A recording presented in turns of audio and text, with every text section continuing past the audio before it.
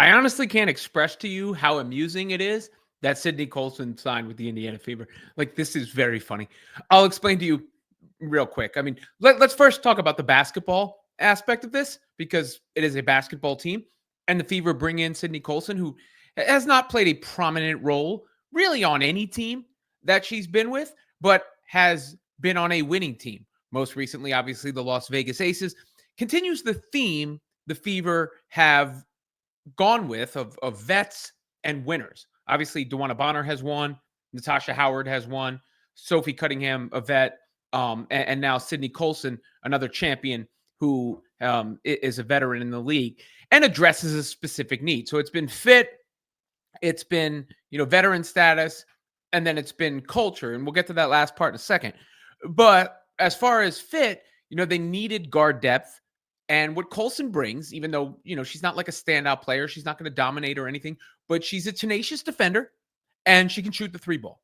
I mean, I think it's those two qualities most notably that stand out. And remember, when Caitlin Clark and Kelsey Mitchell are your backcourt, there isn't a real need for a huge influx of minutes and potency.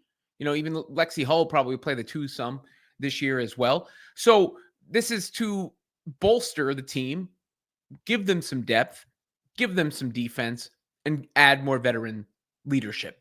But why is it funny? Let me get to that part. If you're not aware, and some people wouldn't be aware, it's a very, it's like a niche thing.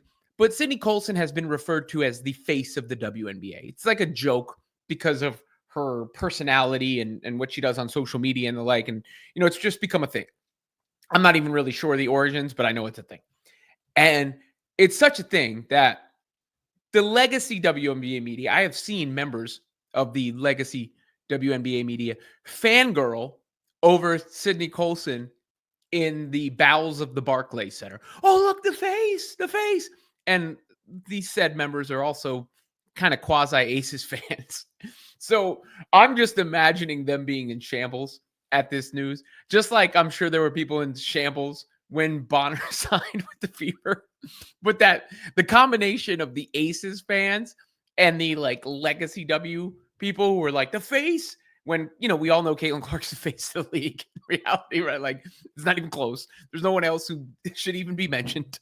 But um given that the people who have been around a long time get that and know that, so there are some of them who are not happy to see Colson sign with the Aces, and that doesn't go for obviously all of the people who have been following the WNBA, but there's specific folks out there that I might have in mind. Regardless, that to me I find very amusing. Now I know there's going to be some Fever fans who go back through some of the past social media activity and other things surrounding this movement. Let me just say, I understand right after the team president says, this is about culture, don't mess up the locker room. Remember, Colson is coming off of a team that just won back-to-back championships. So she was a winner.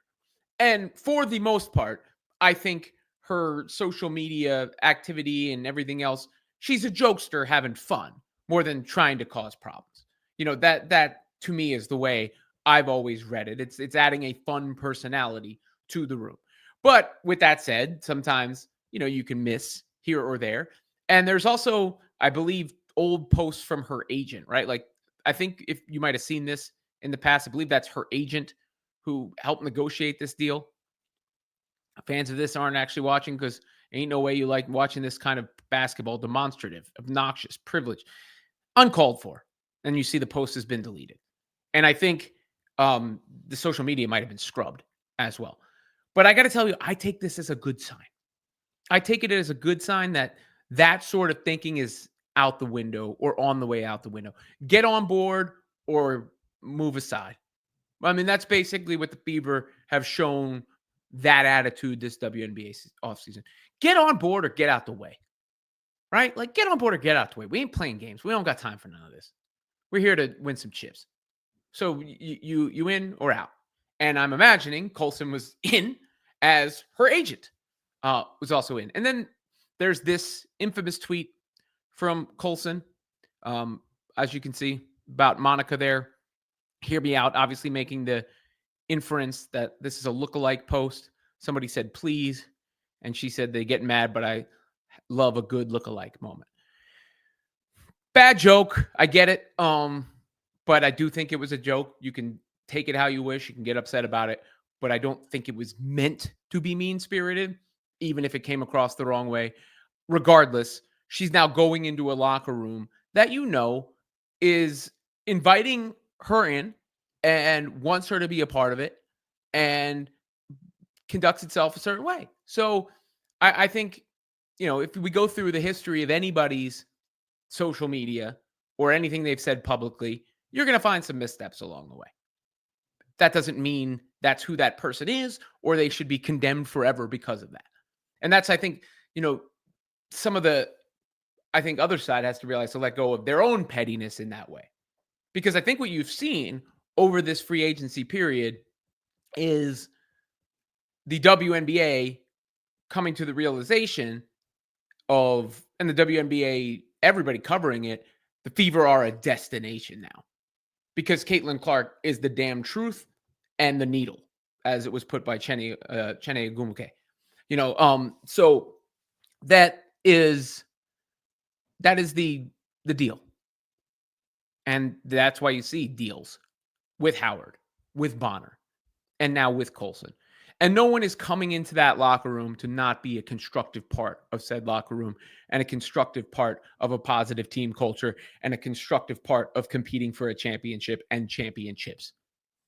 So my advice to anybody who was combing through any of the old social media activity is to go back what I said before, which is there are people who shared the mindset of what the agent may have posted who are very upset right now.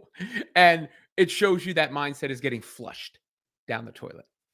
And what you really have here is a tenacious defender, a veteran presence, a position of need, a winner, and a fun personality who I promise you, like, as she settles in and Fever fans get to know her, they're probably going to love her more than anybody. That face nickname didn't come from anywhere. It didn't come because she wasn't well liked. I think she was the one that poked fun at the WNBA commissioner for wearing the Empire dress. So the Fever don't let me get any rest. Every time, I think I'm done, they pull me right back in. But with this acquisition, I mean, it's pretty nuts. The Indiana Fever, they now have the two faces of the league. Who would have thought?